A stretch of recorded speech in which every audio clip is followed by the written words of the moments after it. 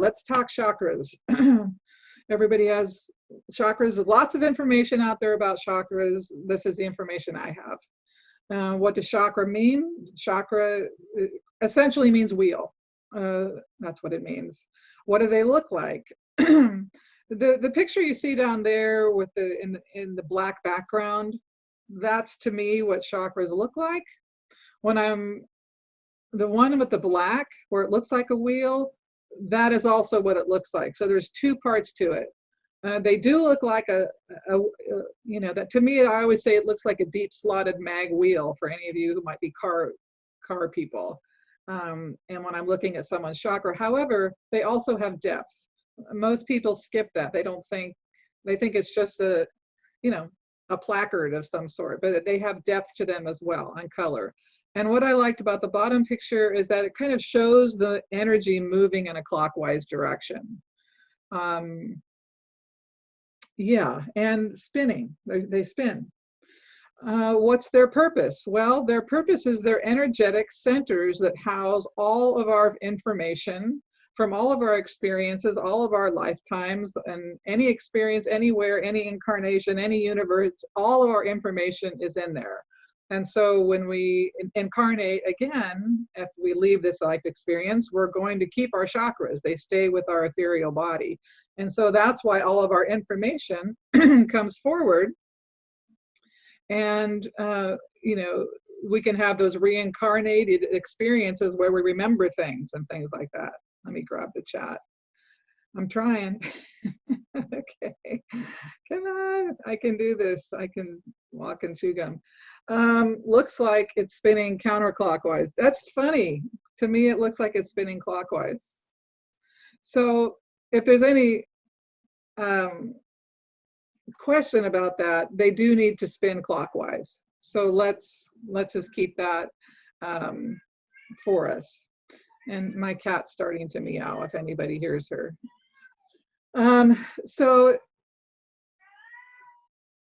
Okay, well, I'll answer some of those questions about the first and seventh facing downward. I just realized I never asked this question. They don't face a direction. If they're facing a direction, there's something amiss. And we'll get into that momentarily. But these are energy centers, and of course they house our information, and there's so many layers to them. You can read chakras for a very long time. When I'm reading someone's chakras, I'm usually dealing with their real-time now situation, and then the depth will often tell me how karmic it is, and in terms of how long this particular challenge has been with them. I was just doing a chakra balancing on, Wednesday, I think. And as I looked through her chakra, I could see, this particular issue had been dealing, and I could count the lifetimes. So there's another way we look at past life energy, but you can also look at past life energy in chakras. That's not the primary thing I do, but you can see it there. How do they move? We've talked about that already. They need to move in a clockwise direction. If they aren't, then we want to get them moving in the proper direction. And that you have to do it in a very gentle manner.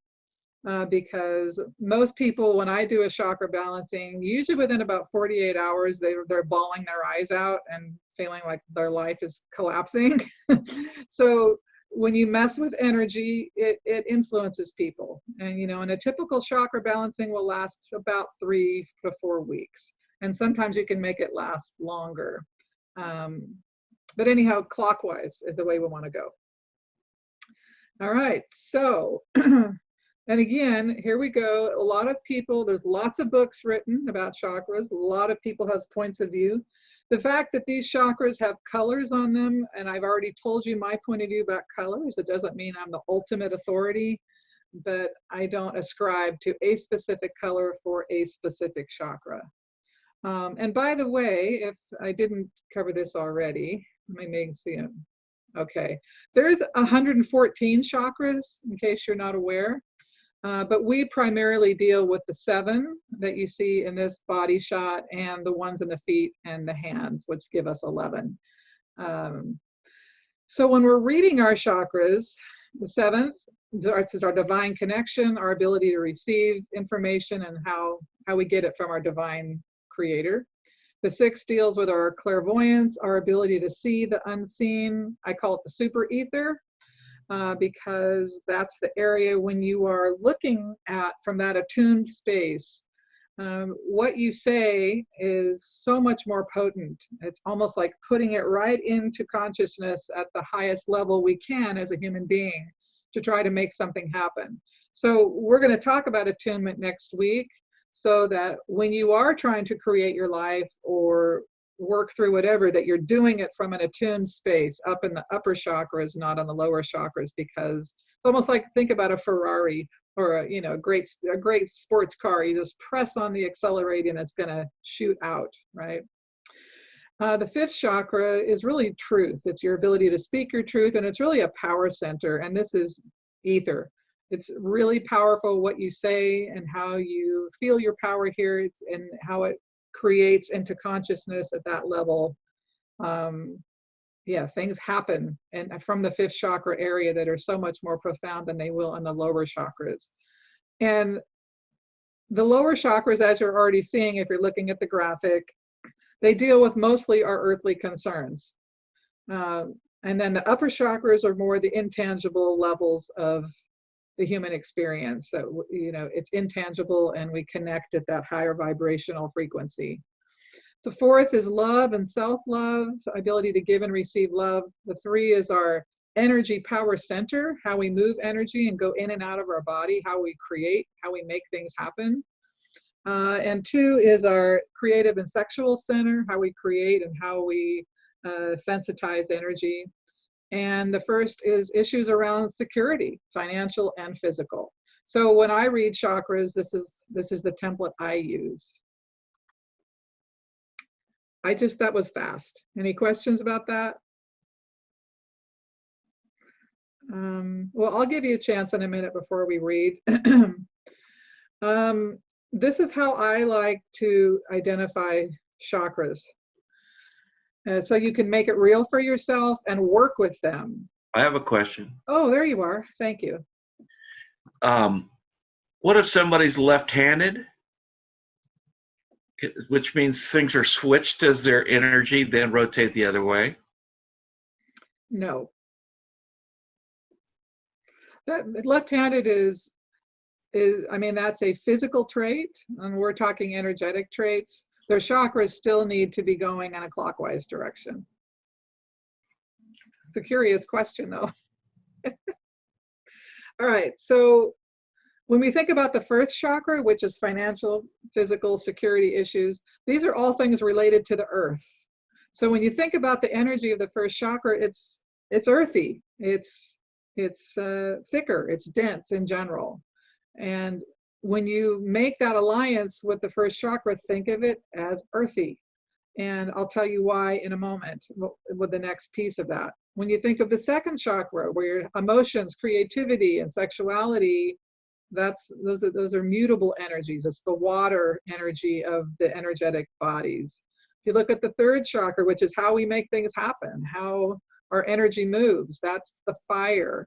We light a fire under something, we say.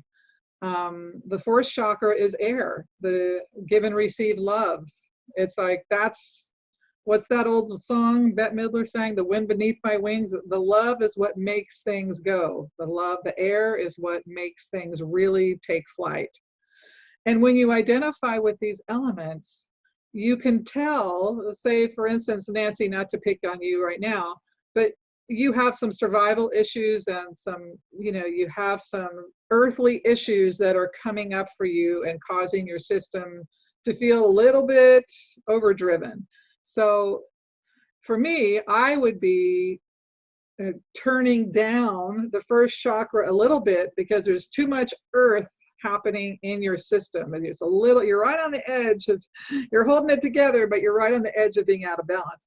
I'd be turning up the 2nd chakra just a little bit, sort of soften that earth. I'd kind of like make it a little more malleable. And it doesn't sound like you need much more fire energy because you're taking care of business, but I might turn up a little of the 4th chakra and make sure my heart is more open. So there's more, ability to receive And so this is one of the things we do when we're trying to mix and max energies and say we're balancing someone's chakras. How is all this matching up to keep the system balanced? And if so, we're like, oh man, I'm really upset right now. Well, that means that'd be a second chakra or maybe a fourth chakra issue. Maybe I need a little more grounding to my situation. Like Sarah, I'm gonna, this is just a suppose, but since you brought it up, if you have these antagonistic or hard situations going on in your emotional life, grounding often will really help with that. But also fourth chakra energy, how do I turn that up? And you already implemented fire, Sarah, into your experience by house cleaning. So, and sometimes balance doesn't mean that we feel better. It just means we feel like there is a balance in place. We can't always feel great. It's just we wouldn't be human otherwise.